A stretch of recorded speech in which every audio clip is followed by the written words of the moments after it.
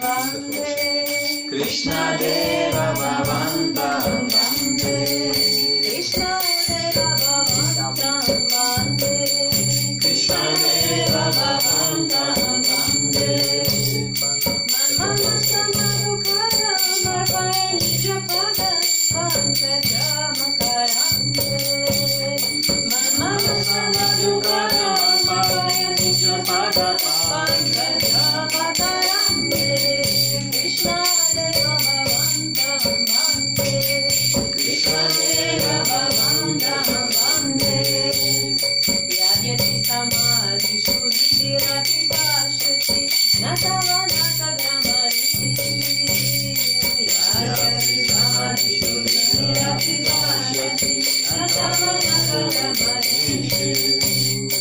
Idam Vichami Vishami Atavachita Tadati Krishna Bhutaviti Idam Vichami Vishami Atavachita Tadati Krishna Bhutaviti Krishna Deva Bhavantam Vande Krishna Deva Bhavantam Vande Krishna Deva Bhavantam Vande Krishna Deva Bhavantam Vande Bhakti Rudanshati Adyati Madhava Natvai Mama Jiva Matri Bhakti Rudanshati Adyati Madhava Natvai Mama Jiva Matri Parameshwara Dharanita Radhika Durgata Dharanavitri Parameshwara Dharanita Radhika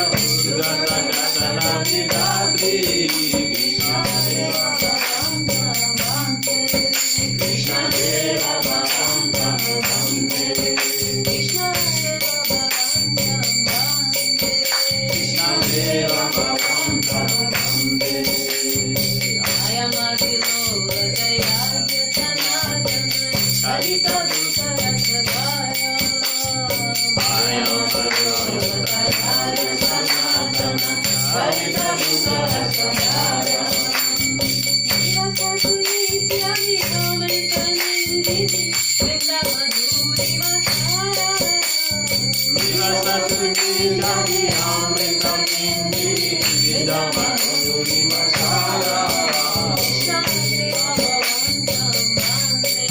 Krishna Deva Bhavantam Vande Krishna Deva Bhavantam Vande Krishna Deva Bhavantam Vande Mana Mana Samadukara Marpaya Nija Pada Pankajamakarande Mana Samadukara Marpaya Nija Pada Pankajamakarande Krishna Deva Bhavantam Vande Krishna Deva Bhavantam Vande Krishna Deva Bhavantam Vande Krishna Deva Bhavantam Vande Krishna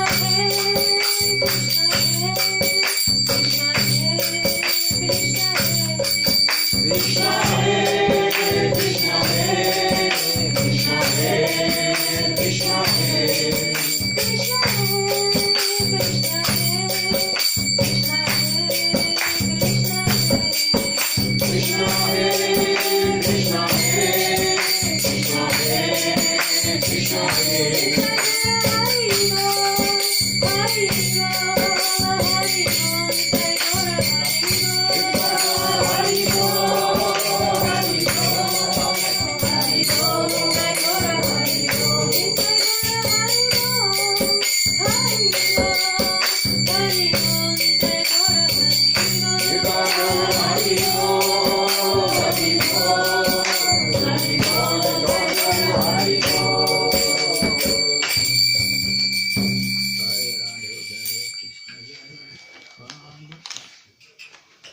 Tu veux pas chanter Radhe Jai Jai tout de suite après?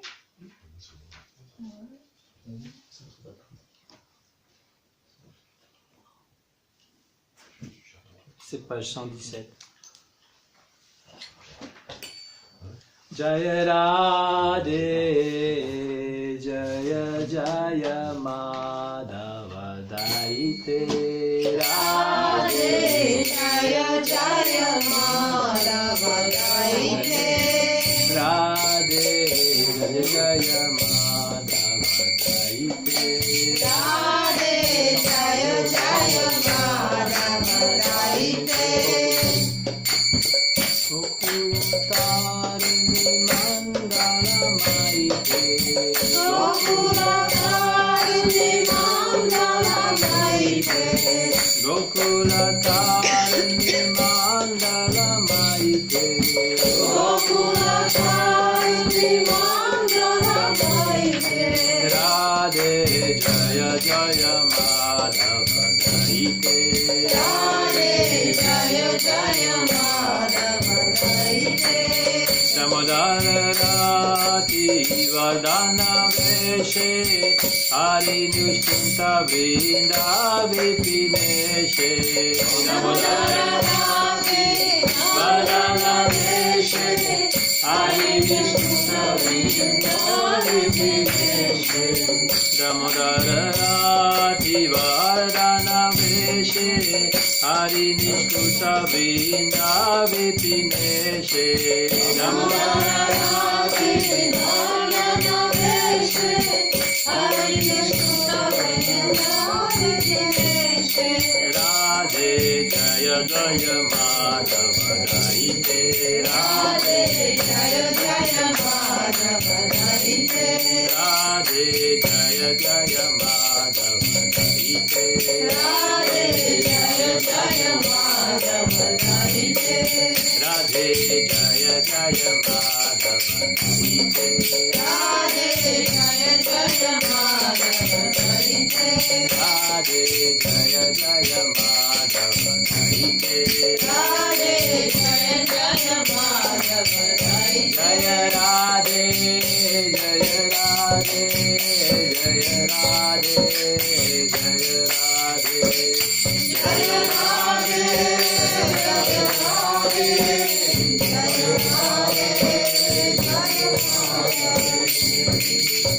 सवनुदादि नवशशिलेखे ललित सखी गुण रमित विशाखे विश्वनाथि नवशशिलेखे ललित सखी गुण रमित विशाखे विश्वनुदादि नवशशिलेखे ललित सखी गुण रमित विशाखे विश्वनाथि नवशशिलेखे ललित सखी गुण रमित विशाखे राधे जय जय माधव गाइते राधे जय जय माधव गाइते राधे जय जय माधव गाइते राधे जय जय माधव गाइते करुणम कुरु मायि करुणमरीते सनक सनतन वर्णित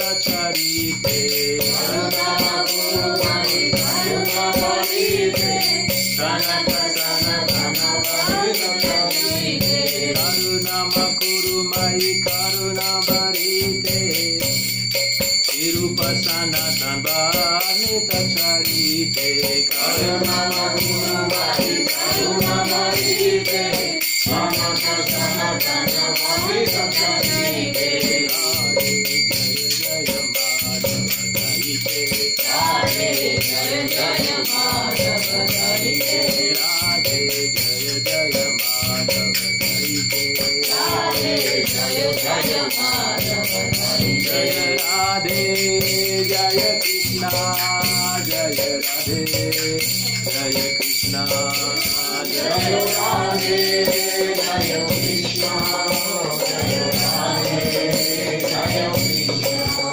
जय राधे जय कृष्ण जय राधे जय कृष्ण जय राधे जय कृष्ण राधे जय कृष्ण हरे कृष्ण कृष्ण कृष्ण हरे हरे हरे कृष्ण कृष्ण कृष्ण हरे हरे हरे Ram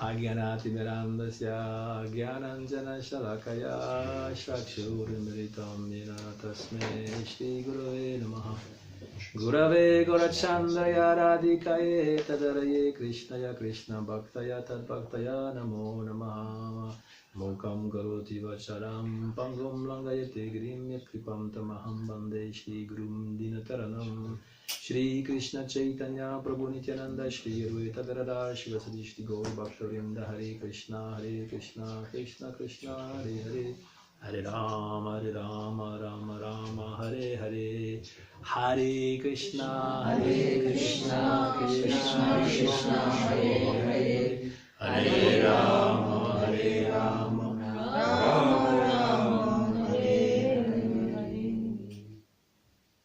Krishna naît à minuit. Jésus aussi. Parce que c'est la jonction entre le jour et la nuit. Et comment est-ce qu'on peut comprendre que Krishna naît à deux endroits différents en même temps?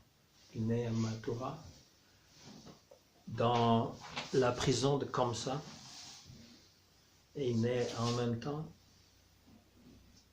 d'après les acharyas, il naît aussi à Vrindavan. Comment est-ce qu'on peut comprendre ça?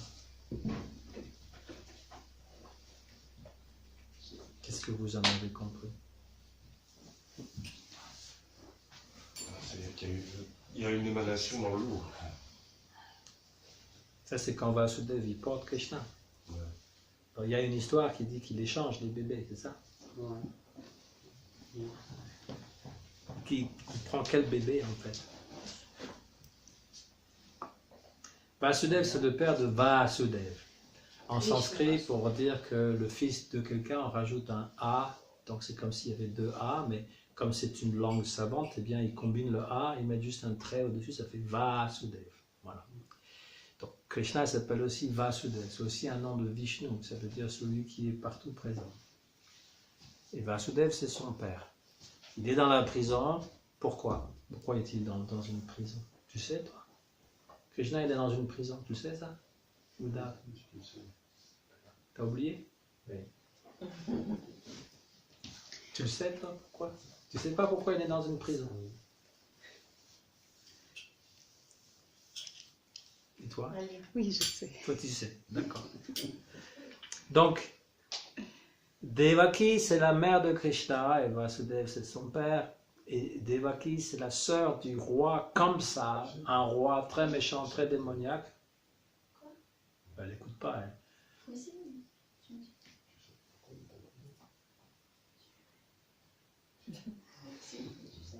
Eh ben vas-y, dis-le-moi. Non, c'est bon. Et donc, elle va se marier, c'est le jour de son mariage, et comme ça, son frère est roi démoniaque de Mathura. D'ailleurs, Mathura, c'était une ville célèbre pour le bouddhisme. Oui, il y a encore des... Puis pour l'art Gandhara aussi. Il y a des... Comment dire? L'art Gandhara, c'est supposément être un rapprochement avec l'art grec, parce que les visages sont très lisses. Et donc tous les Bouddhas de l'art Gandhara qui sont de l'école de Mathura, c'est réputé pour ça. Il y a longtemps, il y a des milliers d'années. Toujours est-il que comme ça est donc le roi de cette ville, et il a sa sœur qui se marie, et comme un galant gentleman, il va donc conduire le chariot de sa sœur lui-même. Et il entend une voix aérienne qui lui dit comme ça, tu es un sot, tu conduis le chariot de ta sœur, mais tu ne sais pas qu'un de ses enfants, le 8e, va te tuer. Et là, comme c'est un démon, vous savez, c'est comme quand vous conduisez en voiture et puis qu'il y a des gens qui se transforment en espèce de ptérodactyle en voiture, tu sais, parce que tu vas trop vite ou trop lentement et puis tout sort. Il y a une espèce de démon qui sort, qui veut t'arracher la tête. Et bien, typiquement, là c'est ce qu'il veut faire. Il prend son sabre, saisit sa sœur. Alors, juste 2 secondes avant, il était en train de dire, ma chère sœur, je suis vraiment content pour toi. Tu vois, là, tu vas vraiment avoir un beau mariage. Là, 2 secondes plus tard, il la prend par les cheveux et avec son sabre, il est prêt à lui trancher la tête. C'est pas marrant d'avoir... Non, c'est à toi que je devrais dire, c'est pas marrant d'avoir un frère comme ça. Il n'est pas encore roi, ça va. Il n'est pas encore roi. Alors Vasudev, lui, il lui dit, mais qu'est-ce que tu fais? Tu as perdu la tête. Voilà, avant que Devaki perde vraiment la sienne, il dit, qu'est-ce que tu fais? Tu perds la tête, tu deviens fou. Il dit, non, j'ai entendu une voix qui allait tuer. Il dit, mais c'est pas elle qui va te tuer, c'est un de ses fils. Et donc il y a le temps, hein, il n'y a pas le feu à la baraque, là. Donc il lui dit, parce qu'il essaie de penser très vite, hein. Quand on pense, on essaie, dans des situations comme ça, il faut penser très vite, et en plus, comme il est intelligent, il lui dit, écoute, moi je te promets que je te donnerai tous les enfants qui naîtront de notre union, tu feras ce que tu voudras avec eux. Mais ne tue pas ma promise, c'est un acte abominable, en plus tu vas aller en enfer pour un acte comme ça, de tuer sa propre sœur, le jour de son mariage. Alors il dit ok, d'accord. Okay. Très bien. Après même il va s'excuser. Il dit j'étais un petit peu énervé. Pour un démon, c'est juste un peu. Hein. Un petit peu énervé. Donc tu me pardonneras. Sans que vous êtes des sadhus, vous tolérez tout. Et donc au bout d'un an, naît le premier enfant et il l'amène comme ça, etc. Et puis comme ça, bon, il dit non, mais en fait c'est pas. La prophétie, c'était le 8e, donc je ne veux pas quand même m'énerver avec ça, je vous le laisse, pas de problème. Mais il les a quand même enfermés en prison.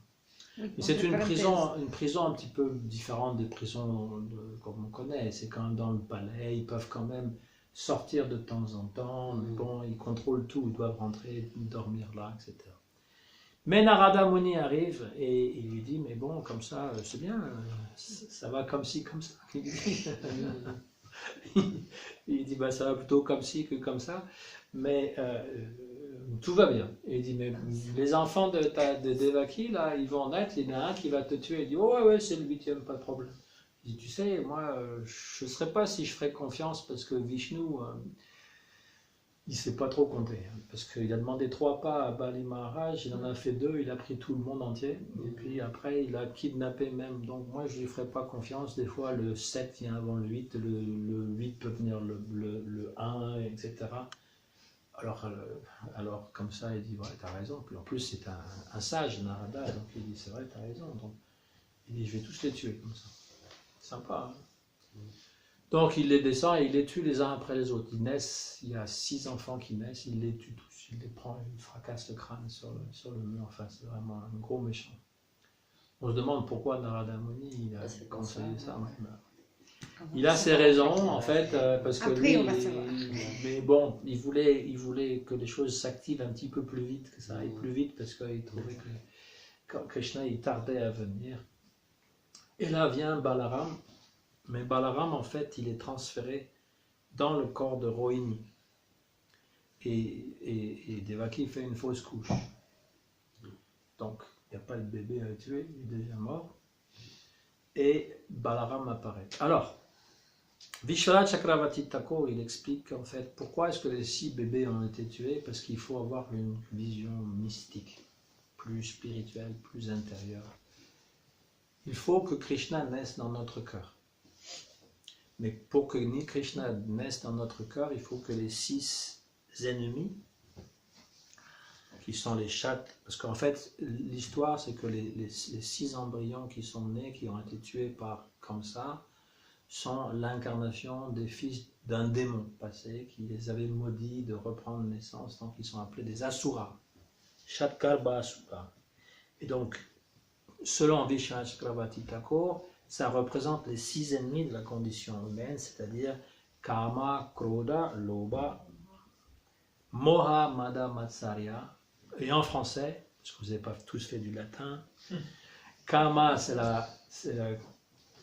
le plaisir d'essence, c'est la concupiscence. Krodha, c'est la colère. Lobha, l'avidité. Moha, Ignorance. Mohini, c'est qui? Celle qui dérobe la vérité. L'envie, c'est pas ça, moi. Non, Moha, c'est l'illusion. Ah, l'illusion, ouais. Mada, Madan, Mohan. Mohan qui illusionne, donc Mada c'est la folie en fait, mais Madan Mohan c'est Cupidon. Et Matsarya c'est l'envie. Mad, oui, ben c'est comme en anglais quoi, mad. Kama, Krodha, Lobha, Moha, Mad, Matsarya, ce sont les 6 ennemis dans le cœur de l'être humain, et quand le cœur de l'être humain est rempli de ça, Krishna ne peut pas venir et naître dans notre cœur. C'est ça l'idée. Une fois que c'est débarrassé, donc tué, eh bien Balaram peut naître, et Balaram c'est le gourou. C'est le gourou qui finalement te donne Krishna. Et quand Krishna naît, il ne naît pas de façon ordinaire. Ce que j'avais dit que la comparaison avec Christ. Quand Krishna apparaît, il apparaît dans le mental du père Vasudeva, qui le transmet dans le mental de sa femme Devaki. Et c'est le processus de l'initiation. Le gourou, il a Krishna dans son cœur, donc il te donne les mantras dans l'oreille, et ça va descendre dans ton cœur. Ce que le gourou te donne dans le mantra, c'est ta forme spirituelle. Ben, elle est déjà là, il y a tout un débat, savoir si c'est lui qui te le donne, si c'est déjà dans le cœur. Mais en fait, il te donne la possibilité de la réveiller, on va dire. Il te donne ta forme spirituelle, il la connaît, il sait très bien qui tu es. Un petit gopa, une petite gopi, une vache, je ne sais pas, qu'importe, avec Krishna.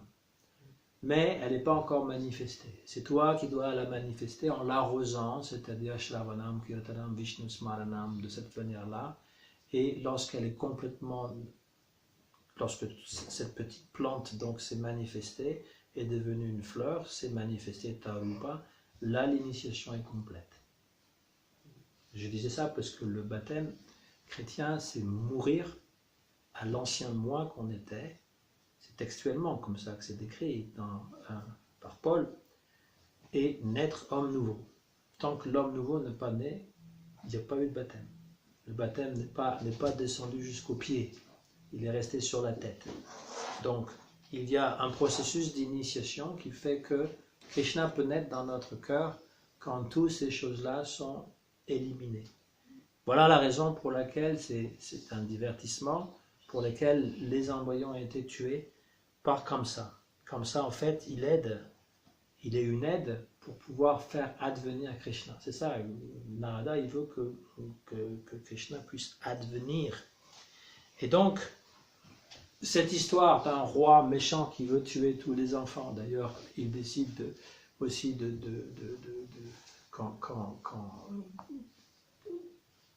quand Krishna se manifeste, bon, dans la prison, il se manifeste comme Vishnu, avec 4 bras, avec les 4 insignes, le Seigneur universel. Et ses parents Devaki et Vasudeva sont dans un sentiment de Aishwarya, c'est-à-dire d'émerveillement et de soumission envers la divinité. Et à un moment donné, ils s'inquiètent parce qu'ils disent « mais il va te tuer toi aussi ». Donc le sentiment de Vatsalya revient, c'est-à-dire le sentiment parental revient. s'il te plaît, assume une forme normale. Donc il devient comme un bébé. Et Vasudeva va le prendre, et aussitôt qu'il le prend, toutes les portes de la prison s'ouvrent et toutes les gardes sont endormies. Ça rappelle l'histoire du Bouddha aussi. Et il s'en va donc de la prison. Et là, il porte le bébé, il traverse la Yamuna, parce que quand vous allez en Inde, vous verrez, la Yamuna, elle passe par Delhi, elle passe par Mathura, elle passe par Vrindavan, elle va jusqu'à Agra, où il y a le Taj Mahal. Elle est toute petite maintenant. Avant, elle était quand même assez grande, c'était vraiment un grand fleuve. Et lui, il y a une tempête aussi, et il a l'impression de porter quelque chose de très lourd, un peu comme le Saint Christophe qui porte le Christ, qui a l'impression qu'il va couler sous le poids, et à un moment donné même il tombe dans l'eau et il le ramène. Et donc là on dit que là où il y a la limite entre Mathura et Vrindavan, parce que c'est assez proche en fait, eh bien celui qui est tombé dans l'eau c'est le Vasudeva Krishna. Puis là il prend l'autre Krishna, c'est-à-dire qu'il y en a un qui reste toujours à Mathura, il y en a un qui ne dépasse jamais Vrindavan. Il arrive à Vrindavan, il dépose le Krishna, qui est maintenant le Yashodanandan, et il prend une petite fille, la Yogamaya, il la prend avec lui et il va retourner à la prison pour l'échanger. Ça, c'est une des compréhensions. Mais Gurudev, il dit en fait, Krishna, il est né réellement de Yashoda, il n'a pas été échangé. Il dit qu'il y a deux bébés. Voilà. Il y a des jumeaux. Voilà. Mais en fait, le premier bébé n'est pas un vrai bébé, c'est Vishnu. Il se manifeste comme un bébé, mais en fait, il est Vishnu. Il s'intégrait dans le, Voilà. dans le Krishna qui était né de Yashoda. Voilà. Donc, lorsqu'il revient, il revient à la prison, les portes se referment, les chaînes, etc. Comme ça, il entend les pleurs le matin, il ne peut même pas enfiler ses chaussons, il glisse, il est en anxiété, il dit ça c'est le 8e qui va me tuer. La prophétie avait dit ça, donc il descend, etc. Il voit, c'est une fille. Il dit mais c'est une fille, on t'a dit que c'était un garçon là, toi. Il dit non, donc il le prend par les pieds, il le jette sur le mur. Mais lorsqu'il le jette sur le mur, la fille se manifeste comme une grande déesse, la déesse Mahamaya. En fait, cette Mahamaya, Krishna l'envoie, dans le Bhagavatam c'est marqué qu'il envoie sa sœur. Cette Maya, en fait, elle vient de lui, c'est Vishnu Maya, et il lui dit, tu vas me précéder dans le monde et tu auras des cultes un peu partout dans le monde, et selon les différentes localités, tu auras un nom différent. Durga, Kali, Vaishnavi, Chandika, Krishna. Quand on chante Hari Krishna, on chante Hari Durga. Kanyaka, Maya, Narayani, avec un long I, Sharada, Ambika. C'est la même. Lorsque vous allez à Vrindavan, il y a plusieurs temples qui sont envers Durga. D'ailleurs, il y a un immense Durga à l'entrée de Vrindavan. Les dévots les plus puristes sont horrifiés parce qu'ils disent mais c'est pas... On n'adore pas Durga à Vrindavan, mais en fait Durga c'est une manifestation de Krishna, et si tu le vois d'une certaine manière, quand tu rentres à Vrindavan, ça veut dire voilà, tu laisses tes illusions à la porte, tu rentres, c'est Yogamaya qui contrôle, et ça c'est tout arrangement est contrôlé par sa Yogamaya. Et quand tu quittes Vrindavan, la même, donc c'est une immense mourti d'or, assis sur un lion, avec des bras multiples et toutes sortes d'armes. Quand tu sors, tu reviens dans la Mahamaya. C'est comme ça qu'on doit le voir. C'est sa sœur. Elle est partout présente. Mais ce roi qui se décide après, quand il voit que c'est Mahamaya qui se manifeste, pour lui c'est Mahamaya. À Vrindavan, c'est Yogamaya. Pour lui, c'est Mahamaya, la divinité qu'il adore, parce que les gens qui sont démoniaques, c'est ce qu'ils veulent, ils adorent Maya, parce qu'elle va lui donner de l'argent, de la richesse, de la renommée, des femmes, toutes les choses que tout le monde veut. Donc ils adorent Maya, les démons. Donc ils voient, c'est ma divinité, qu'est-ce que... Non, je voulais pas, c'est juste ma main qui a glissé, je voulais pas te cogner comme ça sur le mur. Et donc après il fait plein d'excuses et des salam alek à Vasudeva et Devaki, il dit s'il te plaît, sois pas trop méchant envers moi, je suis un pauvre ignorant, j'ai tué tous tes enfants, mais tu peux pas m'en vouloir quand même. C'était sous un coup d'égarement. Et donc Vasudeva qui est très bon, il pardonne tout. Hein. Et finalement, Narada Muni revient. Et il lui dit, mais tu sais, ton Krishna, il existe quand même, il a quand même né. Ah, quoi. Donc là, il se met encore plus en colère et il décide de faire tuer tous les enfants, tous les petits-enfants de moins de 2 ans. Donc on voit le parallèle. Le méchant roi qui finalement est comment dire, se sent en danger et il veut faire tuer tous les autres. Et donc ce Krishna qui naît, qui va mettre un terme. Krishna, pourquoi il apparaît? Pourquoi il fait ça? Pourquoi il apparaît dans une prison et après à Vrindavan? Il a ses propres raisons. Il y a des raisons internes, il y a des raisons externes. Dans la Bhagavad Gita, il est dit Yada yada dharmasya glanir bhavati bharata abhyutanam dharmasya tadatmanam shri jami aham. À chaque fois qu'il y a un déclin de la religion, moi je viens dans ce monde pour rétablir la religion, le dharma. Krishna dit ça. Arjuna. Et il dit aussi Paritranya sadunam vinashaya dushkritam pour pouvoir protéger mes dévots et pouvoir détruire les démons. Donc ça c'est Vishnu. Il n'y a pas de différence entre Krishna et Vishnu. Il y a des gens qui disent en Inde, la plupart d'ailleurs des gens disent Krishna est un avatar de Vishnu. Comme Ram, comme Nishinga, comme la plupart, hein, même les Vaishnavas, même Ramanujacharya, même Madhvacharya, ils disent que Krishna est un avatar de Vishnu. Et dans le dictionnaire, même des religions ou le dictionnaire normal, c'est marqué aussi un avatar de Vishnu. De quel Vishnu? Même Vishnu qui représente Sattvagun? Non, le Narayan. Narayan, c'est-à-dire Vishnu qui est le Dieu créateur de tout, quoi, même de Brahma. Donc, comme il y a des avatars, il y a 10 avatars connus. Quelques-uns sont des avatars mi-homme, mi-animal, comme Nrishinga, comme Kurma, comme Ayagriva, un cheval, une tête de cheval, avec un peu comme on voit dans la mythologie aussi égyptienne. Hein, il y a aussi et donc ça représente que Krishna en fait il s'incarne dans toutes les espèces, mais celles qui sont plus spécifiques ce sont celles où il vient en tant qu'un être humain et tout spécifiquement Ram et Krishna. Pour ça il y en a qui disent que le mantra Ram représente Ramachandra et Krishna, il y a beaucoup qui comprennent ça comme ça. Et même qui chantent d'abord Hari Ram, Ram Ram, Hari Hari, Hari Krishna, d'abord Ram, parce que Ramachandra est venu en premier. Et puis il y a d'autres dévots qui disent non, c'est pas Ramachandra, c'est Balaram. Ouais, ça va.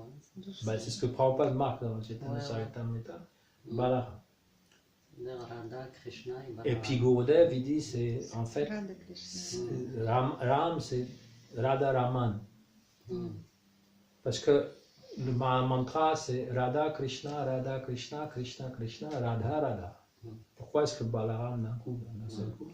Ça fait un peu Rasa Basa, donc c'est Radha Raman, Raman, Radha Radha. Et ça, c'est différents niveaux de compréhension. Quand tu chantes Hari Ram, Ram Ram, Hari Hari, Hari Krishna, Krishna Krishna, Hari Hari, tu es dans la théorie finalement que Vishnu est le Dieu suprême et ce sont les 2 avatars principaux. Quand tu es dans le Balaram et Krishna, c'est l'ambiance de Vrindavan, il y a Radha Krishna, il y a Balaram, il y a Krishna. Mais quand tu es juste dans Radha Krishna uniquement, il y a quelque chose de spécifique qui est donné. Donc, il y a des gens qui disent que Krishna est un avatar de Vishnu. Et puis dans le Bhagavatam, il faut Vishwanath Chakravarti Thakur, Jiva Goswami, beaucoup de sanskritistes pour expliquer un petit peu ces mots qui sont un peu bizarres, parce qu'il dit que quand il paraît comme Amsha, c'est-à-dire une partie du Seigneur. Et donc ils expliquent que ça veut dire autre chose, ou Kala, ou des parties. Et ils expliquent, selon des règles de grammaire, que ça veut dire autre chose, et ils vont utiliser certains versets du Bhagavatam pour dire que Krishna est vraiment la source de tout. Ete Shamsha Kala Pumsa Krishnastu Bhagavan Swayam. Donc chez Jiva Goswami, il écrit tout un Sandarbha là-dessus, qui s'appelle le Krishna Sandarbha. Il y a 500 pages pour expliquer ce verset. En fait, c'est plus qu'un verset, c'est un sutra. C'est un sutra, il dit dans tout livre, il y a un sutra qui va définir, qui va donner la tonalité finalement à toute l'œuvre. Voilà. Donc il dit ce sutra est important parce qu'il a été décrit toutes les incarnations, y compris celles de Ram et Krishna.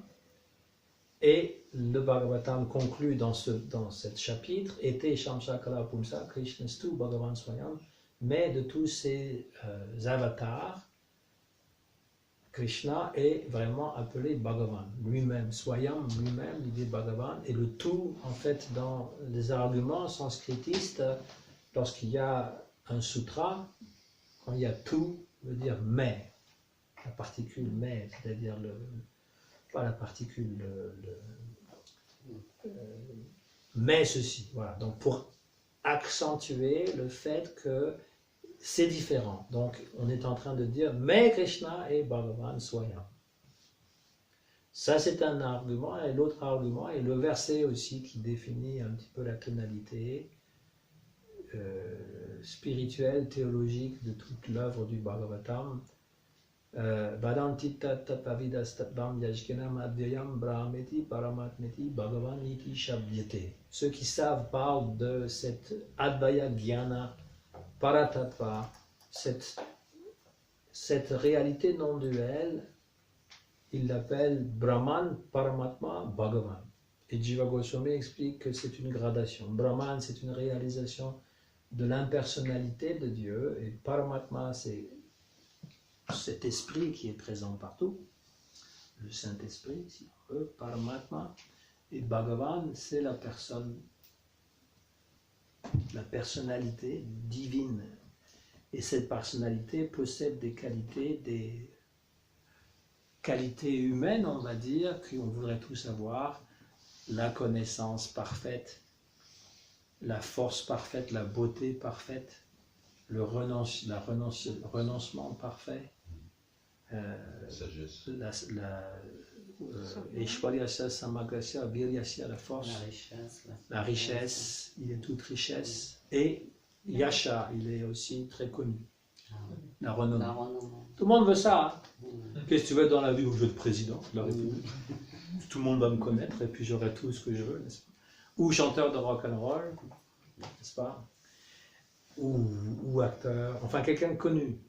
Connu, riche, beau. Et un bon chanteur. Égocentrique, bien sûr. Mais dans le monde matériel, tout le monde recherche ça. Mais personne ne peut l'avoir en plénitude. Éternellement jeune, même quand tu es Johnny, tu tires de plus en plus. Tu es un Johnny chinois à la fin. Mais ça ne dure pas. Ni la richesse, ni la renommée, ni ceci, ni cela. À un moment donné, tout s'en va. La mort vient nous... Alors vous direz que Krishna n'est pas resté non plus. Mais oui, mais lui, naturellement, il fait ça. Et chose un peu extraordinaire, c'est inconcevable. Prabhupada, il dit que Krishna, il prend naissance une fois que la naissance réelle de Krishna est apparue dans un univers et qu'elle n'a plus lieu, elle apparaît dans un autre univers matériel. Il faut vraiment qu'il y ait beaucoup d'univers. Hein. S'il apparaît une fois dans le jour de Brahma dans un univers, c'est-à-dire tous les 8 milliards 420 millions d'années, chaque univers. Donc la science moderne dit que notre univers est sans limite, ce qui est difficile à concevoir, parce que ça voudrait dire qu'il n'y a pas de limite, quoi. Mais il faut comprendre qu'en fait, il y a une limite à cet univers. Il y a d'autres univers. Et eux, ils sont pratiquement illimités. Si Krishna, à chaque fois qu'il fait une activité qui vient de se terminer dans ce monde, dans cet univers, il le fait dans un autre univers, ça veut dire que c'est presque illimité. C'est inconcevable aussi. Et il fait ça pour son propre plaisir. Il vient pour son dévot, il vient pour rétablir le dharma, mais la raison principale, c'est qu'il le fait pour son propre plaisir. Toi, tu es ici par plaisir. ta sœur aussi. Pourquoi tout le monde Ah rigole oui. là, C'est bizarre, on croit à sa série. Krishna, il fait tout par plaisir, il n'y a rien qui le barbe. D'ailleurs, il n'a pas de barbe. Parce qu'il vieillit jamais. Il reste toujours avec l'apparence de 16 ans. Et ça, c'est la raison intrinsèque, on va dire, de l'apparition de Krishna. Il vient parce qu'il veut pouvoir avoir des divertissements dans ce monde matériel. Et il veut nous faire participer à ces divertissements. Ça, c'est la chose. Alors, une fois que notre Swarup est développé dans notre cœur, que nous allons reprendre naissance dans ce monde, mais là où Krishna est. Et là, nous allons pouvoir participer avec ces lilas, avec lui. C'est ça l'idée. Prabhupada le met à plusieurs endroits, ça. Lorsque tu meurs, que tu es, comment dire, tu as eu pleinement la grâce de Krishna, tu ne vas pas directement à Goloka Vrindavan, c'est pas vrai, ou à Vaikunta. Il y en a qui peuvent y aller. Mais en fait, le dévot qui a une relation avec Krishna, il prend naissance dans ce monde matériel, là où Krishna est apparu, pour pouvoir rencontrer Krishna qu'il n'a jamais rencontré, et là être éduqué par ceux qui ont déjà l'expérience. Ça prouve que en fait, la perfection n'existe jamais, elle est toujours au-delà. Parce que même les gopis, qui ont été appelés par la flûte de Krishna, il y a des gopis qui n'ont pas pu aller voir Krishna parce qu'elles avaient des familles, elles ont été empêchées par Krishna. Eh bien, Vishwanath Chakravarti Thakur, qui est la réincarnation de Rupa Goswami, il dit, et puis les Russes ils disent que Gurudev est la réincarnation de Vishwanath Chakravarti Thakur. Ça finit jamais. Hein. Qu'importe, parce que Gurudev était très attaché à Vishwanath Chakravarti Thakur. Il nous a fait découvrir comment ça. Vishwanath Chakravarti Thakur, il a rendu les écrits de Rupa Goswami beaucoup plus faciles à comprendre. Vishwanath Chakravarti Thakur, donc, il dit que ces gopis qui ont été empêchées de rejoindre Krishna, eh bien, elles ont été à l'école des autres gopis qui sont expérimentés pour pouvoir se détacher de leurs dernières illusions et pouvoir un autre jour danser avec Krishna. C'est incroyable quand même. Ça veut dire que même si on va à Krishna, on va être encore entraîné. Et peut-être par notre propre gourou, sous la forme qu'il a spirituelle, il va continuer à nous instruire. Et pour qu'on se perfectionne, et qu'on fasse un service qui soit vraiment apprécié par Krishna. Quand on dit service de dévotion, on fait des guirlandes, on fait de la nourriture, on chante au murti, mais on n'a absolument aucune idée à savoir si la murti est vraiment contente et satisfaite de notre service. Enfin, je ne sais pas, peut-être de vous, il vous le dit, il dit oui, c'était très bien. Mais, parce que les purs dévots, c'est comme ça. Il y a un Vaishnav, je pense que c'était Lokanath Das Goswami, sa murti, donc il avait une petite murti de Krishna. Le soir, il le réveillait, il dit hey, voilà, j'ai un peu mal, toi, je veux dire, j'ai beaucoup marché aujourd'hui, est-ce que tu peux me masser les gens?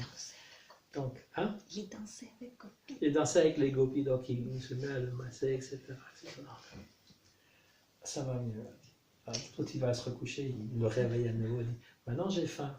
Tu peux me cuisiner quelque chose? À minuit. À minuit. Et là, il commence à faire les chapatis, il commence à faire le sabji, faire toutes les choses, le halava. Qu'est-ce que tu aimes manger? Spaghetti? Pizza? Pasta. Non, c'est quoi que tu aimes manger? Pizza, il fait de la pizza. Il offre tout ça, Krishna il mange tout ça, il dit oh, c'est vraiment bon, t'as bien cuit, t'as vraiment réussi, etc. Il manque un petit peu de sel, mais sinon ça va, c'est bien. Et puis là, finalement, là il est rendu 2h du matin et le Mongol Arctic c'est à 4h et Krishna a dit écoute, on va pas faire le Mongol Arctic demain, je suis trop fatigué. Je vais faire la sieste. À 9h. Et comme ça, Krishna, il parle avec son dévot et il le sollicite. On connaît l'histoire aussi de Madame Mohan. Madame Mohan, c'était la murti de Sanatana Goswami. Et quand Sanatana Goswami est arrivé à Mathura, il a vu 2 enfants qui jouaient ensemble, qui se chamaillaient. Puis il y en a un qui commence à courir après l'autre, l'autre qui court là. Et puis il suit cet enfant qui est le premier, et puis il le voit monter sur l'autel, puis assumer la forme de Krishna. Et puis un autre jour, c'est la maman qui est en train de cuisiner, hein, puis oui, elle est en train de mâcher. Elle est en train de mâcher ou manger quelque chose en même temps. Mâcher les... C'est bon. Non, il a net brossé. Ah, elle les brosse dents. les dents, elle est en train de se brosser les dents. Non, avec les... il mâche, après il mélange la nourriture Ouais, avec oui, la soupe. tout. En train de mâcher parce que c'est comme ça qu'il se lavait les dents à l'époque. Il prenait un morceau de, Oui. voilà, de twig, je sais pas en Petit- français, un bâton. petit ouais. bâton. Et puis après, il tournait la soupe. Et là, qu'est-ce que c'est que ça? Et finalement, toi, il commence à lui enseigner toutes Se les laver, manières comme il faut. Mais Krishna, ça, il n'aime pas trop. Tu vois, il préfère, mais non, c'était mieux avant. Et finalement, il décide de suivre le vieux Sanatan. Il dit, bon, ben, je vais venir avec toi. Il dit, ok, mais tu sais, j'ai pas vraiment besoin. Moi, je peux même pas te cuisiner quelque chose. J'ai rien. Il dit, c'est pas grave, tout ce que tu pourras faire, c'est pas grave. Donc, il le suit quand même.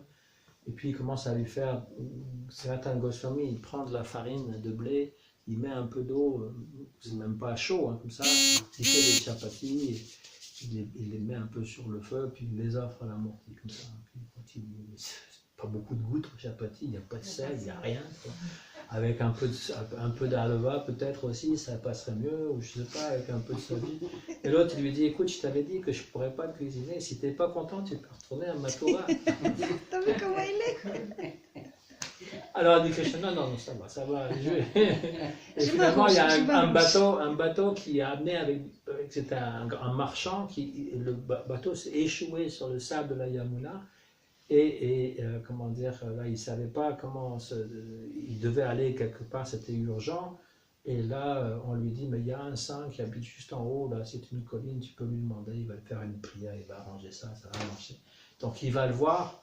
Il dit, écoute, il y a mon bateau, je veux dire, j'aimerais bien que ça puisse se désensabler pour que je puisse continuer ma route. Et Sanatan Goswami dit, mais moi je peux rien faire, c'est Madame Mohan qui peut faire quelque chose. Va prier, donc il prie Madame Mohan. Craque le bateau, donc là il est tellement content. Il avait du sel sur le bateau, donc il a donné du sel à Sanatan Goswami qui a pu saler ses chapatis.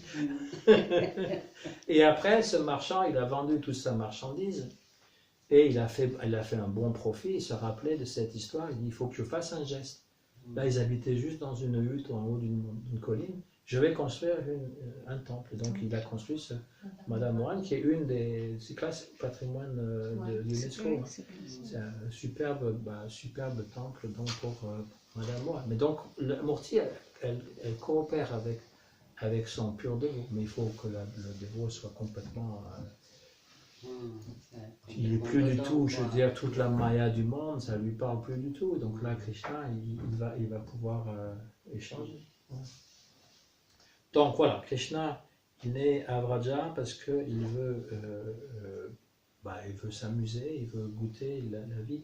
Donc il y a une autre chose à comprendre avec Krishna à Vraja.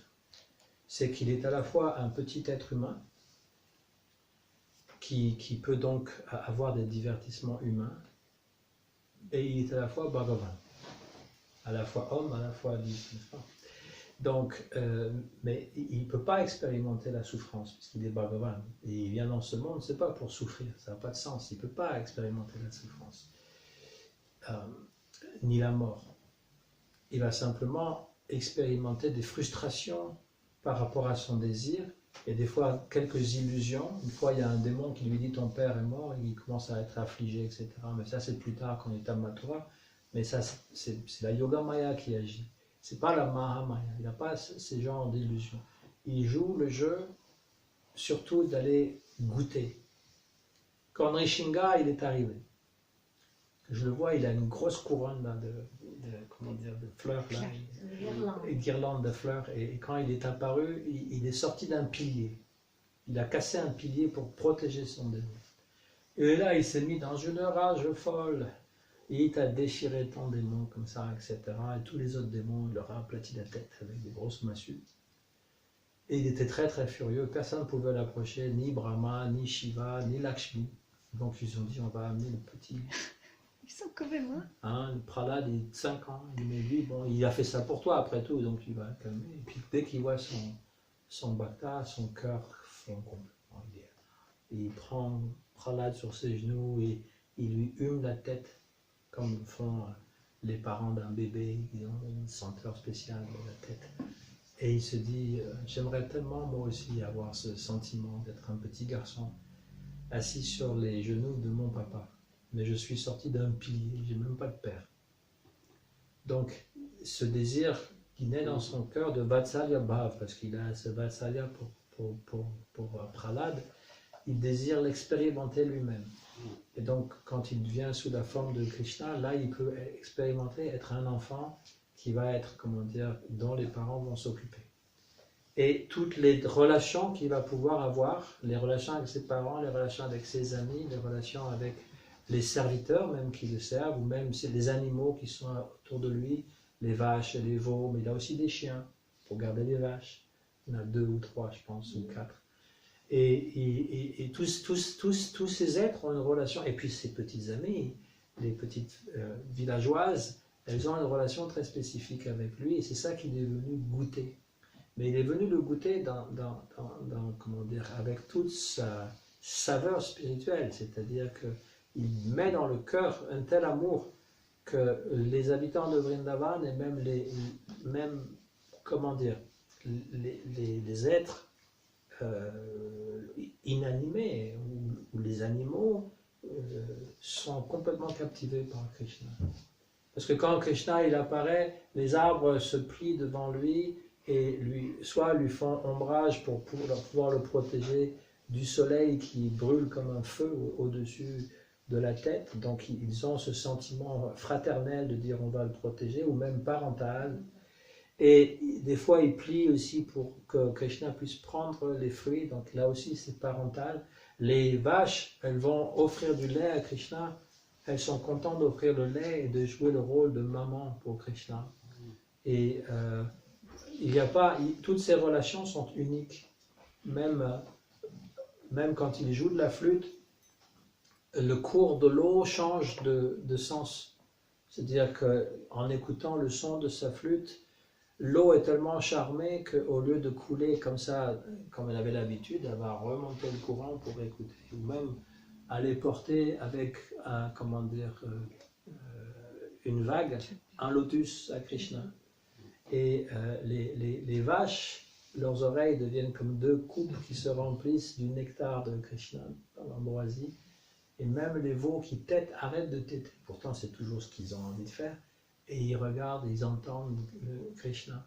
Et les gopis, elles regardent la flûte que Krishna a aux lèvres.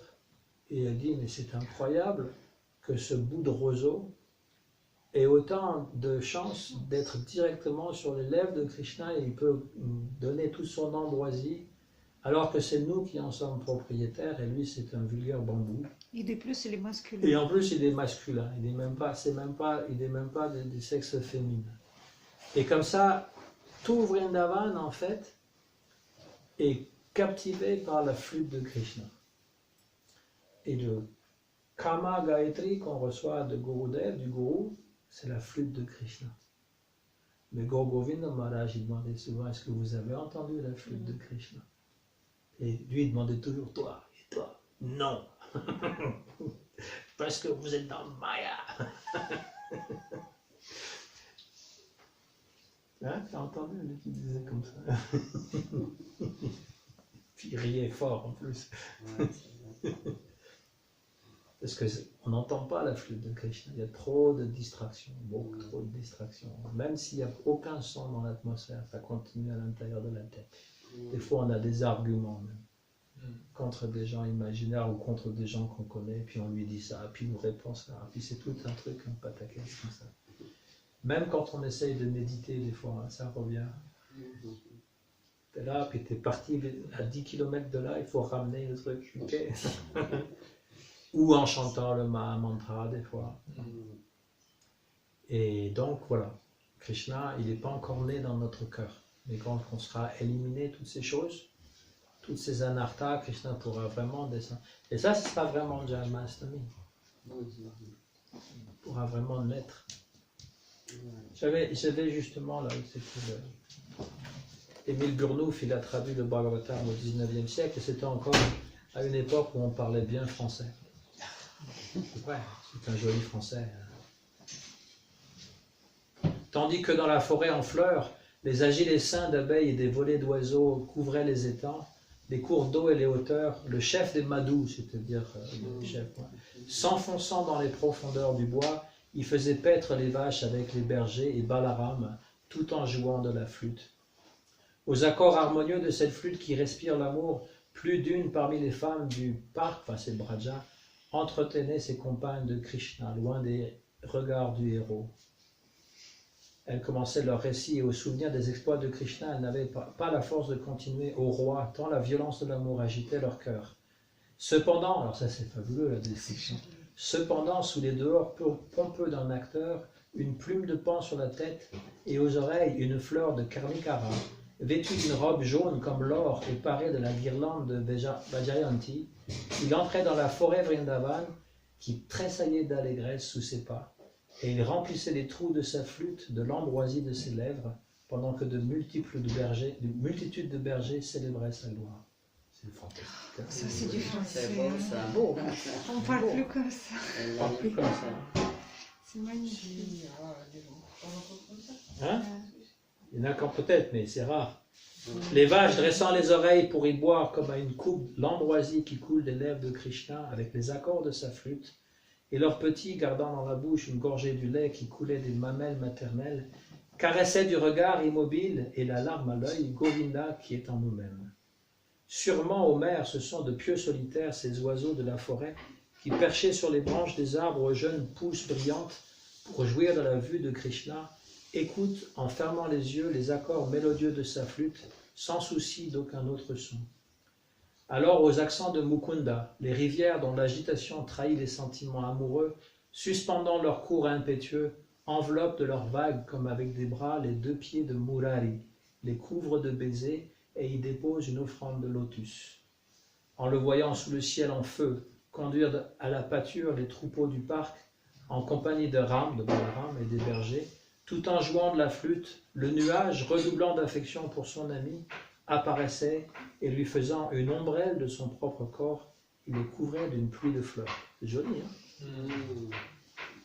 Tu imagines toutes Il a les traduit tout le schéma Bhagavatam. En fait, il est mort avant d'avoir pu finir, donc quelqu'un d'autre l'a traduit après, qui est mort aussi. Et finalement, ils ont fini par le traduire, mais disant que c'était traduit plus tard. Alors pour les Siddhanta, C'est juste souvent à poétique. côté.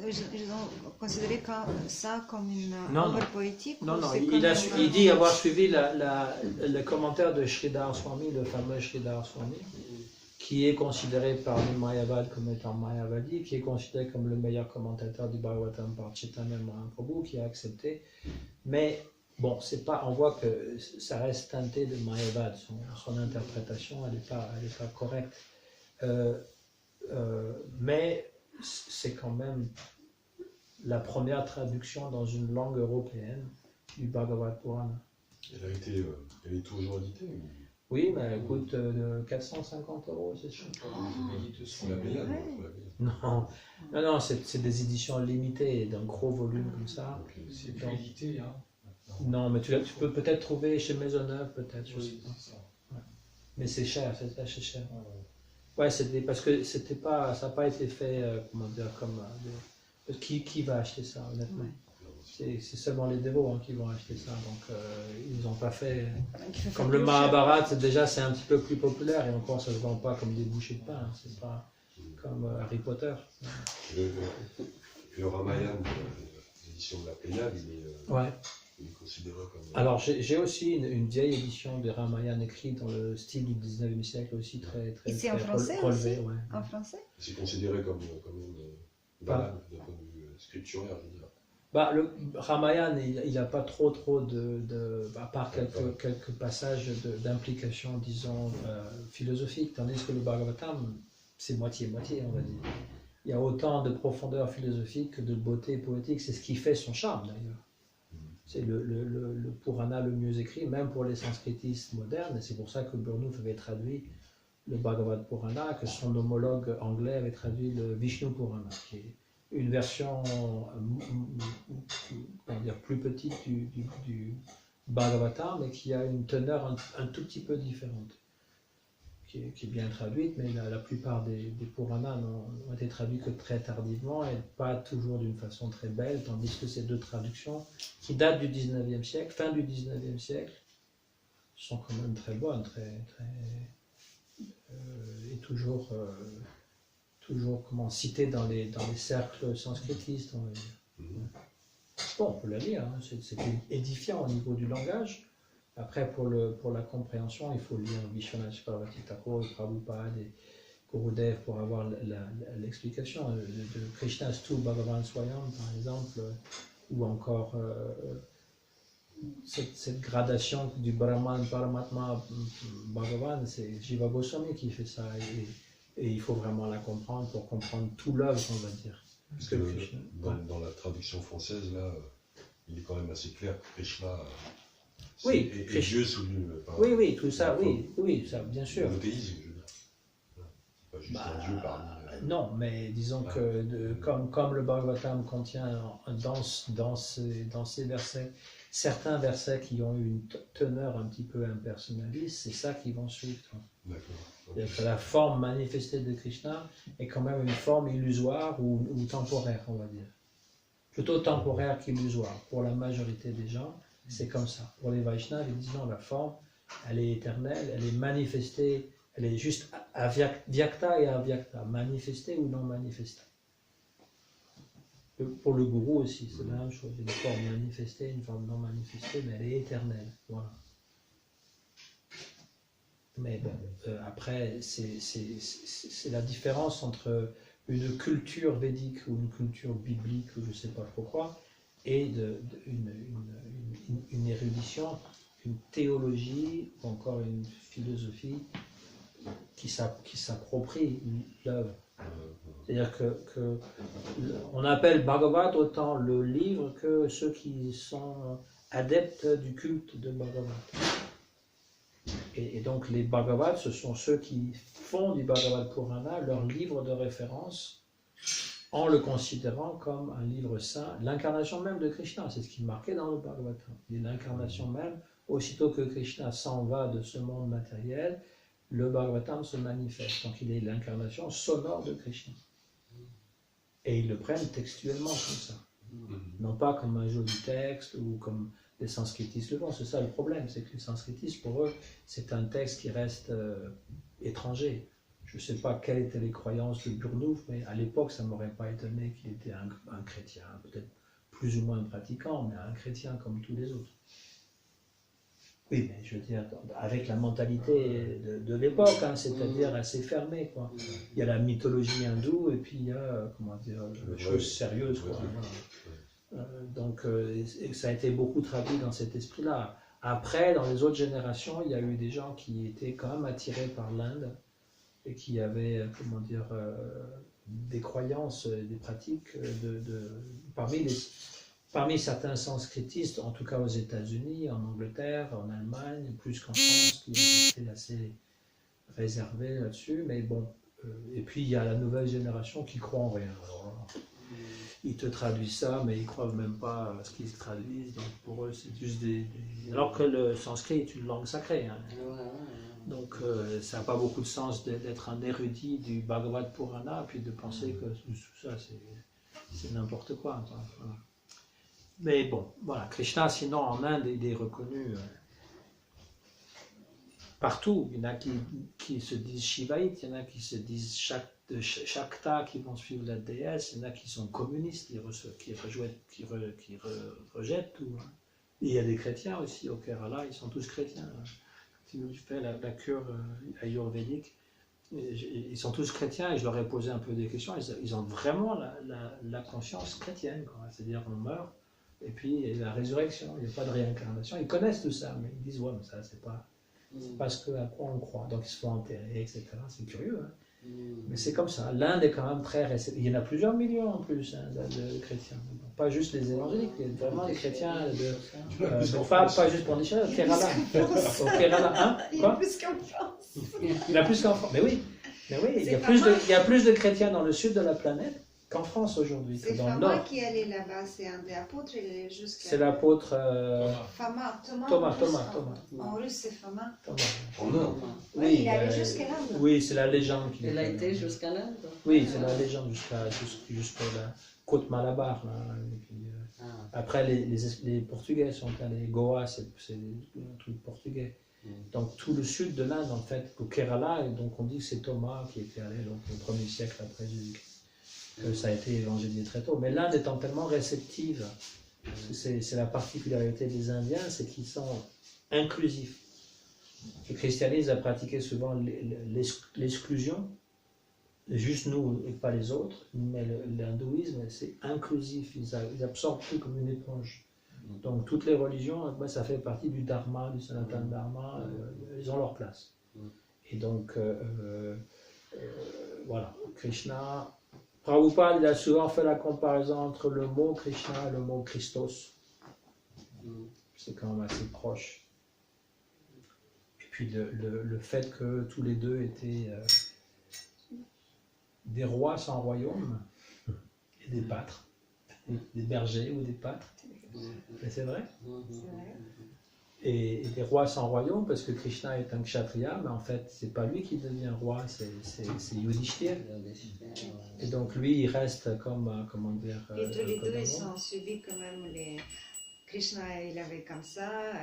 Et l'histoire de la naissance se ressemble aussi, puis ce sont les dieux de l'amour, enfin ceux qui viennent donner l'amour et l'amour plus que l'amour érotique, évidemment, c'est de l'amour qui est tout englobant, l'amour des autres, voilà, donc il y a beaucoup de liens. D'ailleurs, les premiers missionnaires chrétiens, quand ils sont allés en Inde, avec Krishna, ça leur a dit, bon, ils se sont inspirés du Christ, voilà, parce qu'ils ne peuvent pas penser que ça peut être Ça fait de l'inverse. si parallèle ou l'inverse, parce qu'on sait bien que la naissance de Jésus, c'est quand même assez... Un peu plus tard, comme Ouais, mais c'est vrai que quand on voit des fois des peintures de Yashoda avec Krishna ou encore Marie avec... Ça ressemble hein, beaucoup. Ça ressemble beaucoup. Ouais. Donc, Surtout orthodoxe, comme tu vois, Sainte Mère, elle est habillée en sari quand ouais, même, quelque en chose rouge. sur C'est le- vraiment, parce que sur l'icône orthodoxe, comme tu vois icône, mais je lisais ça plus tard évidemment, mais elle est en sari en fait. Et là, elle est Alors en la seule chapeau. chose qui ne ressemble pas, évidemment, c'est la mort de Jésus. Oui, Ça ressemble plutôt à un drame grec. Hein. Ah ouais. Ah oui, de Sisyphe qui pousse sa pierre, enfin des choses comme ça, le drame grec. Voilà. Mais d'après Prabhupada, Jésus n'est pas mort sur la croix, et même d'après le Coran. Hein. Ouais, c'est vrai. Et donc Prabhupada dit qu'il était en samadhi. Parce que comme il était une âme réalisée, qu'il a fait plein de siddhis, de miracles, eh ben, il pouvait facilement s'absorber, comme certains yogis sont capables de le faire en Inde. Ils peuvent arrêter de respirer, il n'y a plus de pouls, il n'y a plus de souffle, il n'y a plus, le cœur ne bat même plus. Et Haridas Thakur, il a manifesté ça. Donc Prabhupada, il a souvent dit que Jésus était en samadhi, c'est-à-dire qu'il était pleinement uni à Dieu, ce qui est beaucoup plus logique. C'est-à-dire il a guéri tout le monde, il a même relevé les gens de la mort, et lui il est mort comme un vulgaire criminel. C'est pas normal. Hein. Donc voilà. Mais parce qu'ils veulent absolument montrer que voilà, il a vaincu la mort, il est revenu, etc. Donc c'est très important pour eux, mais en même temps ça représente un Dieu souffrant, ce qui est un peu paradoxal. Tandis que Krishna, il ne souffre jamais, il joue de la flûte. Même Gurudev, il nous dit, Krishna, il n'écoute pas vos prières. Parce qu'il joue de la flûte et il ne sait pas c'est quoi avoir de la peine. Donc il envoie son émissaire pour que lui, il puisse comprendre. Et Paramatma, dans le cœur, il peut entendre, il peut comprendre, il accompagne chacun. Mais pas Krishna. Pour atteindre Krishna, il faut être dans Ananda. Et pas l'Ananda que Nityananda, une fois, il rencontre quelqu'un, Nityananda, il rencontre quelqu'un qui dit, tu veux de l'Ananda? Il dit oui, oui, puis il amène des bouteilles de bière, etc. C'est ça son Ananda. Pas ce genre d'Ananda, vraiment. Celle qui est déjà là, dans le cœur, mais tellement recouverte que finalement on a l'impression que notre vie est tellement misérable, plus misérable que tous les autres, qu'on peut en faire un long, comment dire, film de souffrance qui devrait intéresser tout le monde, mais dont tout le monde se fout, parce que finalement tout le monde a la même histoire à raconter. Ou encore pire.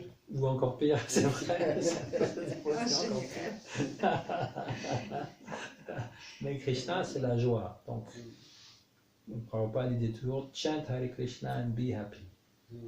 Et il disait si tu n'es pas heureux dans ta bhakti, c'est de dire quelque chose qui ne marche pas. Qui va pas, ouais. Ben, c'est vrai. Ouais. Il y a quelque chose qui ne marche pas, ton mental te dérange, et toutes sortes de choses, et il faut pouvoir arriver à goûter à cette joie. Krishna, il est Satchitananda Vigraha, la personnification de l'éternité, de la connaissance parfaite de Ananda. C'est ce qu'on recherche tous. On recherche tous de vivre éternellement, mais pas dans le malheur, vivre éternellement dans le bonheur et dans une science parfaite. Pas une science qui te dit, comme la météo, demain il fera beau, puis il pleut tout le temps. Ce qui est étonnant, c'est qu'en fait, quand on lit beaucoup des hymnes des Vaishnavas, souvent, ils sont dans des moments d'affliction spirituelle, hein, bien sûr. Mais je veux dire, ils parlent beaucoup plus d'affliction spirituelle et de quelque chose qu'ils n'ont pas, qu'ils désirent ardemment Ah avoir. ouais. Mm. Plutôt qu'on dirait quand ils sont vraiment joyeux, ils n'écrivent pas, quoi, en fait. Ils oublient, quoi. Ça me rappelle Quand tu l'histoire- reviens en Belfast, Ah, mais c'est vrai. ça me rappelle c'est toujours vrai. Les gens heureux n'ont pas celle d'histoire. qui se baigne, ça Hein? me rappelle l'histoire de, je sais plus quel grand sage là, qui voulait écrire un truc, qui avait réalisé, enfin il était dans une espèce de transe, et puis il se baignait à la rivière et il oublie, il dit Ah, j'ai oublié, enfin je me souviens. C'est Krishna qui a écrit Et lui. Krishna, il Et dit c'est Krishna qui a qu'il écrit. Jayadev Goswami.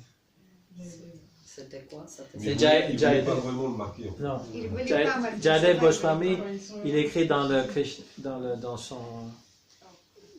son Gita Govinda, à un moment donné, quand Krishna est réuni avec Radha, il voudrait marquer que Radha prend son pied et puis imprime son empreinte sur le front de Krishna. Mais il dit, je ne peux pas marquer ça, Krishna c'est Bhagavan, je ne peux pas. Donc il s'en va à la rivière, il prend son gamcha et il part à la rivière.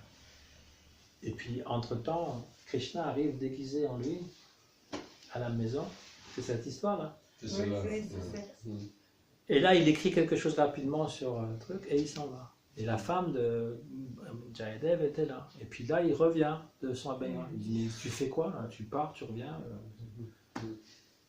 Je dis, qu'est-ce que tu veux dire, je pars, je reviens? Il dit, tu viens juste de venir pour rajouter quelque chose. Alors, il va voir là-bas, puis il voit finalement Krishna lui-même a marqué. Donc, je veux avoir l'empreinte de Radha sur ma tête. Donc c'est Krishna lui-même qui s'est déguisé en Jayadev. Donc là, il dit, Krishna est venu, tu l'as pas reconnu, je l'ai manqué en plus. Et c'est lui-même qui... Et il y a une autre histoire. C'est Gurudev, par contre. Dans la Gita, c'est marqué... Tu arrives juste pour le prasad, toi. Hein? Non, parce que c'est pas pour minuit, c'est jusqu'à minuit. Ça toi. va. Dans la Gita, c'est marqué que Krishna, il donne tout à son dévot, tout ce qu'il a besoin. Et ce dévot, il est misérable, il n'a rien, etc. Donc, il raye ça en rouge. Tu vois. Il dit ça, j'y crois pas. Donc, il met un gros trait rouge. Et puis, le lendemain, il est parti. Et là, arrive un petit garçon à la maison. Il a le torse nu qui est complètement comme s'il avait été battu à coups de verge. Des traces rouges partout, et il amène plein de prasad, plein de nourriture, et il donne ça à la Mataji, et dit voilà, qu'est-ce qu'il dit, qui es-tu? J'ai dit, je suis le serviteur de ton mari. Il dit, qu'est-ce qui t'est arrivé? Ben, il m'a frappé. Il dit, pourquoi il t'a frappé? Ben, parce que je ne lui amenais pas ce qu'il voulait, donc voilà, j'ai tout amené. Et puis elle veut lui donner quelque chose, donc le temps qu'elle se tourne, il est déjà parti. Là, revient le mari, et là, oui, c'est la femme quand même qui contrôle la maison. Elle dit, qu'est-ce que c'est que ce truc là? Je dis, maintenant tu engages des enfants et tu les frappes en plus. Je dis, j'ai pas d'enfants, qu'est-ce que tu racontes? Ben, c'était quelqu'un, il était complètement fait partout. Puis là, ça lui fait penser au verset, il va voir là-bas. Et puis finalement, tout ce qu'il avait rayé en rouge s'est effacé. Parce que c'est les pas différents, Krishna de la guitare. Et Krishna, en fait, il s'occupe vraiment de nous, mais des fois on ne le voit pas, on pense qu'il est très loin. Parce qu'on est tellement absorbé dans son propre problème qu'on ne voit pas ce qu'il fait pour nous. Ouais, c'est ça. Parce qu'on voudrait aussi quelque chose de spécifique. Quand on prie, on pense que puisqu'on demande quelque chose, eh ben Dieu il est censé nous donner ce qu'on lui demande. Mais ça ne marche pas toujours comme ça. Ça, Pas c'est- toujours, hein. Des fois ça marche, mais si c'est pour être allégé d'un fardeau, ça marche. Mais si c'est pour obtenir quelque chose, ça ne marche pas toujours comme ça. Donc du coup, on se dit, ben, soit il n'existe pas, ce que la majorité des gens disent, soit il est méchant et il ne veut pas me donner ce que je veux. Et vous vous rappelez vos parents, quand vous lui demandez toutes sortes de choses, ils ne vous donnaient pas naturellement toutes les choses que vous leur demandez, c'est la même chose. Parce qu'on se dit, ouais, parce que moi je suis un être insignifiant, ils s'en foutent de moi. Quoi. Voilà. Donc il y a toutes sortes de réponses finalement qui font Mais que... c'est quand même très souvent ce que j'ai remarqué, si je peux me permettre, on demande quelque chose, on reçoit toujours. On reçoit en toujours. retard. Mais Plus pas tard. au moment qu'ils ont vu, et Ouais, pas ouais. tout à fait qu'ils ont vu. Pas tout à Parce que lui, il sait qu'est-ce qui est mieux pour nous. Mais il donne toujours. Mais pas tout, et après, on dit non, c'est pas vraiment ça ce que je voulais. Et je voulais là-bas et pas maintenant. Et comme ça arrive, on Il y n'a a plus des besoin. choses ouais, qui arrivent. Ou encore, c'est l'histoire comme j'ai raconté une fois, je ne sais pas si vous vous rappelez, c'est le bonhomme, il pleut beaucoup. Et là, il y a quelqu'un qui passe avec un gros camion avec des gros pneus, etc., qui dit, ok, viens, tu vas te faire inonder. Il dit, non, c'est pas grave. Je prie. Dieu va s'en charger. Mais là, il pleut, il est obligé de monter au premier étage parce que tout le rez-de-chaussée est déjà comme... Là arrive un canot, quelqu'un qui arrive en canot, il dit, viens avec moi, tu vois, tu vas finir complètement... Non, je prie. Là, l'eau monte, il est obligé de se réfugier sur le toit. Et là, il y a un hélicoptère avec une échelle de corde qui descend, il dit, ok, viens, sinon tu vas couler, etc. Non. Je prie. Il se noie. Et donc il va au ciel parce que c'était quelqu'un de bien. Il rencontre Dieu. Je ne sais pas quelle allure il a. C'est pas une histoire Vaishnava. Et il lui dit mais pourquoi tu m'as pas répondu à ma prière? Je t'ai prié tout le temps, tu n'as rien fait. Et Dieu lui dit mais je t'ai envoyé un camion, Un camion.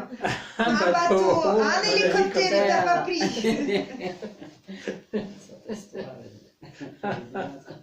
Parce que c'était pas comme il voulait. Tu vois. Il voulait que tout s'arrête et puis que donc il se sert des fois Il faut des aussi êtres humains. reconnaître quand même ce que le Dieu nous donne. Il faut reconnaître. C'est souvent on ne reconnaît pas et donc on rejette. Mais en fait, c'était ça. Différentes fois. Puis c'est surtout ce qu'on a besoin, hein. C'est-à-dire que des fois on n'a pas vraiment besoin de telle chose. Donc il nous donne ce dont on a besoin. Il y a des choses, des fois, qui sont mauvaises pour nous. On n'a pas, on est frustré. Et avec le temps, il nous montre que, heureusement, qu'on n'a pas eu cette chose. Ouais. Il y a un proverbe comme ça. Parfois, pour nous punir, Dieu, il nous donne ce qu'on veut. Enfin voilà, là c'est Krishna qui va naître et on va donc Il y a on encore. peut faire. De toute façon, il y en a qui doivent partir avant. Ah, Parce que nous, on continue jusqu'à minuit, Bayama. Il y en a qui doivent partir avant. Donc, on peut faire l'arti peut-être.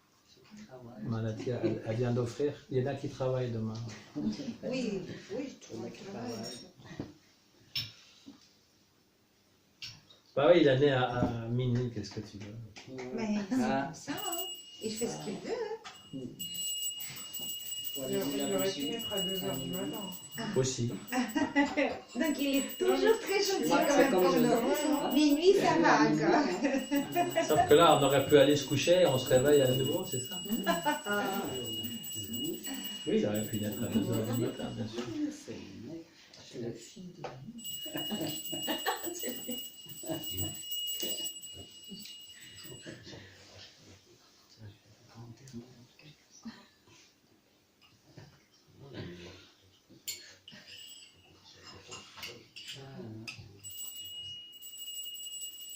c'est magnifique.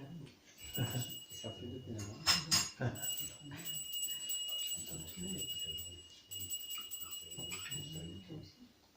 Krishna. Des fois on dit pourquoi nous, pourquoi pas les autres, pourquoi moi? Oui, mais les autres, ils se disent aussi la même chose. Et c'est Parce que des fois, on envie le voisin, Ouais, puis le voisin, il nous envie, tu vois. On ne le sait même pas. ouais, c'est vrai, peut-être. Ouais. Bah, souvent, ça arrive comme ça, que finalement, on envie quelqu'un et la personne n'est pas si heureuse que ça, finalement. Ouais, bien sûr. C'est vrai, hein, peut-être. On se compare souvent avec les autres, et pourquoi lui, il a ça, moi, j'ai pas ça. Mais on ne sait pas tellement l'histoire des gens non plus. Ouais, La vie, elle est difficile pour tout le monde. Hein. bah ouais, bien sûr. Il n'y a pas d'exception. Et juste après, comment nous on regarde ça, si on entretient toujours le malheur et la négativité, ou si on met un petit peu de positif. Il y a des gens, ils retiennent. Ah bah, si Ils tu entretiens ça, tout ce qui est négatif, tout ce qui est mal, ils vont rester. Voilà. Et ça, c'est dur, parce qu'il y, il y a encore d'autres qui nous attendent là. Non, mais Le chariot, il devient lourd là. des fois on fait des montagnes avec des choses pas importantes aussi. C'est rien, des fois. C'est comme l'enfant qui se met à crier parce qu'il a peur du mal. Ouais. Et donc il y a plus de peur que de mal. Et donc, des fois, nous on entretient des choses, des peurs par rapport à ça. Bon, alors, on va chanter. On peut faire l'artille, je ne sais pas quelle artille, il est presque 10 heures. Disons, est-ce qu'on peut faire l'artille, c'est aussi quelque Si. chose. Ah bah pour les voisins. On va C'est faire pas le Ganga. doucement. Ouais. Et on chante quoi? Tu m'as filmé là. Bah oui. C'est retransmis, c'est retransmis.